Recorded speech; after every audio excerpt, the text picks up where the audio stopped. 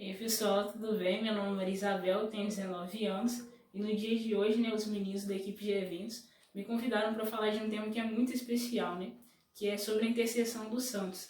Então fica ligadinho aí, porque é muito bacana, saber a respeito daqueles que foram os nossos irmãos na fé, Então, a princípio, eu queria falar um pouquinho sobre aquilo que a igreja pensa a respeito da intercessão dos santos.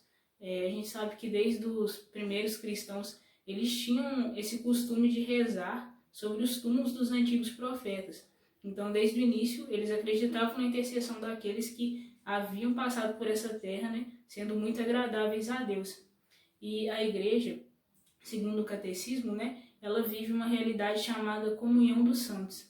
Ou seja, a igreja ela não é simplesmente apenas um lugar físico onde são realizadas as santas missas e algumas orações, mas ela participa em unidade de três realidades, que é a igreja triunfante, onde se encontra a Santíssima Trindade, os anjos, os santos.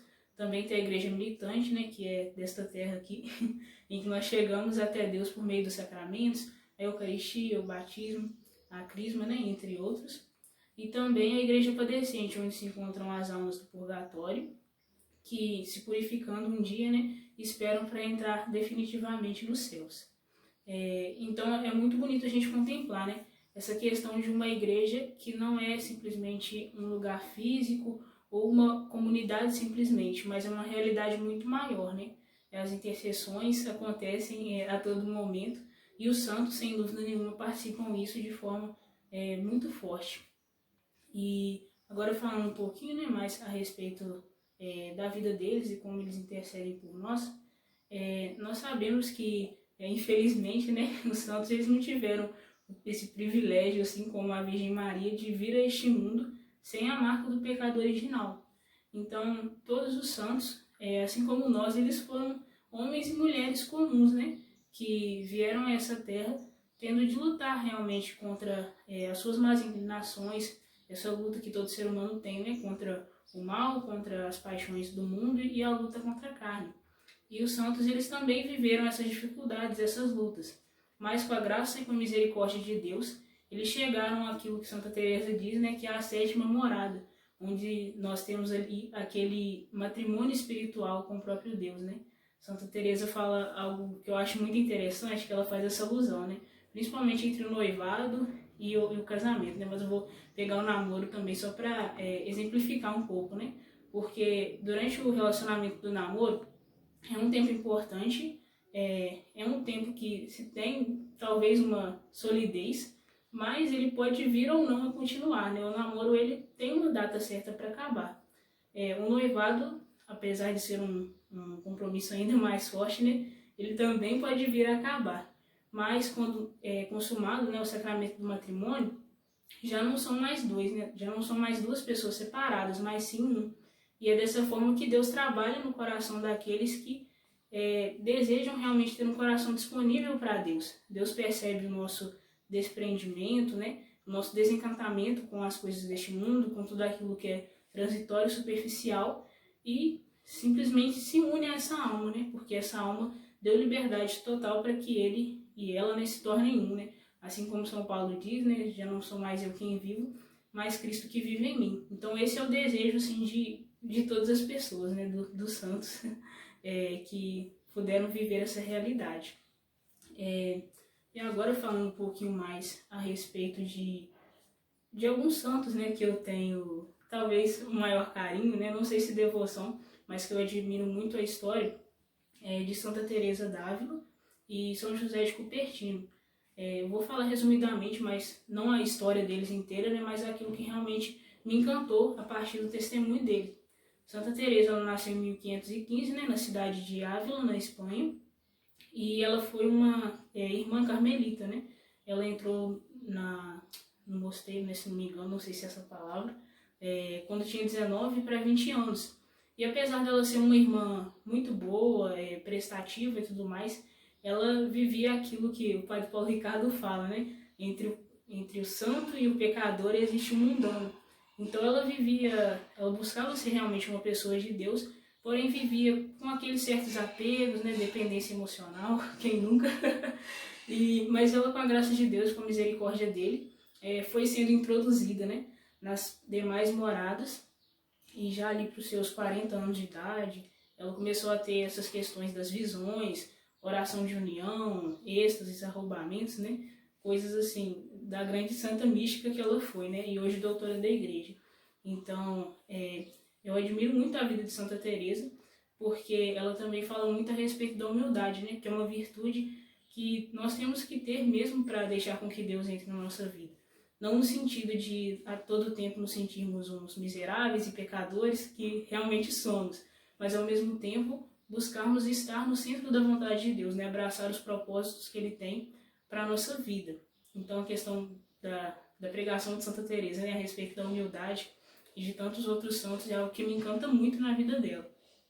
E outro santo que me encanta muito também, né, é São José de Cupertino.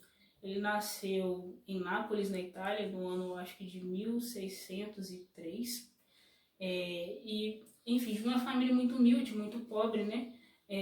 Ele sempre foi um menino que teve certa dificuldade de aprendizado, né? Ele tinha uma dificuldade muito grande com a leitura e até a movimentação motora do corpo mesmo, né? Diziam que ele era um pouco estabanado, atrapalhado. Mas ali na sua humildade, né, na sua profunda vida de oração, ele sempre teve o desejo de se tornar padre.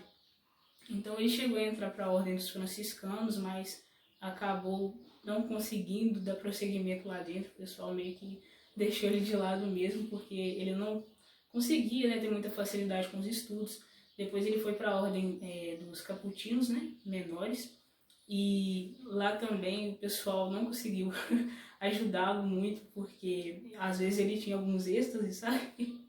E acabava quebrando as coisas lá do mosteiro, e o pessoal ficava meio assim. E ele foi mandado embora 2 vezes, né, das ordens. Ele disse que quando foi tirado dele, né, o hábito ali de franciscano, foi como se tirasse a pele dele, né? Isso mostra o profundo amor, né, que ele realmente tinha pela ordem e pelo sacerdócio, né? Ele queria muito ser sacerdote. Mas com a graça de Deus e com a sua misericórdia, ele voltou ao mosteiro, né, dos capuchinos menores, e lá, passo de cada vez, ele conseguiu receber realmente, né, o sacramento da ordem e se tornar sacerdote. Então era muito comum São José de Cupertino, por vezes, ter alguns êxtases, né, levitações durante as santas missas, e isso encantava muito, né, obviamente, todos os frades, né, todos os irmãos dele. Mas realmente o que me encanta da parte de São José de Cupertino é a sua alegria mesmo, né, a sua disponibilidade. Por sinal, eu recomendo muito assistir o filme dele. Tem no YouTube, apesar de ser espanhol, né, dá para entender bastante coisa, ele parece ser muito engraçado, assim. Então, saibam mesmo a respeito mais da vida de São José de Cupertino, peçam a intercessão dele nos estudos, né, porque se ele conseguiu, a gente chega lá também. Enfim, a vida dele também muito me encanta, porque os santos, eles foram justamente isso, né, aquilo que está lá em Mateus 15, eles foram luzes que foram acesas, né, e quando uma luz é acesa, ela não é para ser colocada ali embaixo de um alqueire, né, no alqueire, eu acho que é isso que a palavra fala, mas sim um candeeiro, né, a fim de que ela ilumine todos que estão em casa. Então os santos, eles foram justamente essas pessoas que foram luzes fortíssimas, que iluminaram a vida de todos, mesmo na sua humanidade, mesmo na sua limitação, Deus se fez tudo, né, na vida deles. E para terminar, vou falar rapidinho do Beato Carlo Acutis, né, porque eu realmente queria terminar esse vídeo deixando uma esperança no coração de vocês mesmo, né, que a santidade é algo possível, é algo que realmente está próximo de nós, né. A vida de Carlo Acutis foi de um menino comum que amava muito a Eucaristia, que buscava rezar o texto todos os dias, que ajudava os pobres, e nada mais fez do que seguir os ensinamentos de Jesus, né? De buscar praticar o jejum, a esmola, uma profunda vida de oração. E nós também somos convidados a isso, a vivermos a santidade não como um peso, como algo impossível e muito árduo, mas como algo que é muito possível, porque Deus é o maior interessado na nossa santidade. Então que nós terminemos com esse desejo de realmente viver, né, a nossa vida com Deus com muita alegria, com muita leveza, né? Nos abraçando na misericórdia de Deus e buscando estar no centro da sua vontade. Beleza, gente? Um grande abraço, espero que vocês tenham gostado. Tchauzinho.